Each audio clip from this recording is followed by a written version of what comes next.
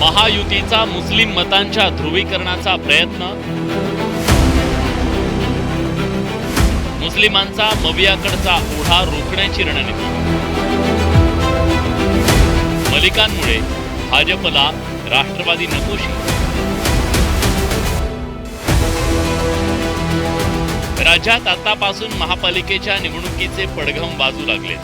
त्यात मुंबई महापालिका निवडणुकीसाठी सर्वच पक्षांनी कंबर कसायला सुरुवात केली आहे। मराठी मतांसोबत या निवडणुकीत मुस्लिम मतदारांचा टक्काही महत्त्वाची भूमिका बजावणार आहे। या पार्श्वभूमीवर भाजपनं मुस्लिम बहुल प्रभागांमध्ये अंतर्गत सर्वे केल्याचं बोललं जात आहे। मुस्लिम बहुल मतदारांची संख्या असलेल्या प्रभागांमध्ये भाजपपेक्षा एकनाथ शिंदेंना जास्त पसंती मिळते असं सर्वेतून पुढे आल्याचा दावा करण्यात आला। कल्याणकारी योजनांमुळे शिंदेंना पसंती मिळत असल्याची चर्चा आहे। नाही, असं काय कुठल्या जागा देण्याचा घेण्याचा असा काही विषय नाही। परंतु मी एकच सांगतो, आम्ही योजना करताना कुठे भेदभाव केलेला नाही। सर्व समावेशक अशा योजना आम्ही केलेल्या आहेत आणि विकास करतानाही काही फरक केला नाही। आणि लोकाभिमुख कल्याणकारी योजना, लाडकी बहीण योजना करताना देखील आम्ही कुठलाही भेदभाव केलेला नाही। मुंबईत 18 प्रभागांमध्ये 50% जास्त तर 7 प्रभागांमध्ये 35% जास्त मुस्लिम मतदार आहेत। भेंडी बाजार, नागपाडा, माहीम, कुर्ला, गोवंडी, मानपूर, अंधेरी पश्चिम या वॉर्डात मुस्लिम बहुल मतदारांची संख्या जास्त आहे। लोकसभा आणि विधानसभा निवडणुकीत मुस्लिम मतदारांनी मविया आणि प्रामुख्यानं उद्धव ठाकरेंच्या पक्षाला हात दिला होता। लोकसभेत ठाकरेंच्या पक्षाचे मुंबईत 3 खासदार निवडून आले। तसंच 19 पैकी मुंबईत 9 आमदार ठाकरेंच्या पक्षाचे विजयी झाले। आगामी महापालिका निवडणुकीत ठाकरेंच्या पक्षाकडे वळालेली मतं महायुतीकडे यावीत यासाठी मुस्लिम बहुल प्रभागांमध्ये भाजपकडून शिंदेंच्या शिवसेनेला जागा सोडल्या जाण्याची शक्यता आहे। भाजपच्या आक्रमक हिंदुत्वामुळे मुस्लिम मतदार भाजपपासून दूर जाण्याची शक्यता आहे। मात्र भाजपच्या तुलनेत शिंदेंच्या शिवसेनेला मुस्लिम मतदारांचा तितकासा गडाडून विरोध नाहीये। त्यामुळे मविया आणि पर्यायानं ठाकरेंच्या पक्षाकडे मुस्लिमांची मतं जाऊ नये यासाठी महायुतीकडून रणनीती आखली जात असल्याची माहिती आहे। मुंबईत महापालिका निवडणुका एकत्र लढण्याचा महायुतीचा प्रयत्न असला तरी अजित पवारांच्या राष्ट्रवादीची साथ मात्र शिवसेना आणि भाजपला नकोशी झाली आहे। त्यासाठी नवाब मलिकांकडे भाजपनं बोट दाखवलंय।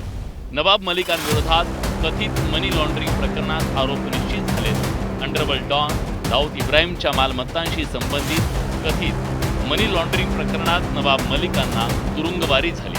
त्यामुळे मलिकांविरोधात भाजपनं आक्रमक भूमिका घेतली आहे। भारतीय जनता पार्टीची ही ठाम भूमिका आहे की जर राष्ट्रवादी काँग्रेस पार्टीचं नेतृत्व हे नवाब मलिकांकडे असेल तर नवाब मलिकांच्या नेतृत्वाखालील राष्ट्रवादी काँग्रेस पार्टीबरोबर आम्ही कोणत्याही प्रकारची युती करणार नाही।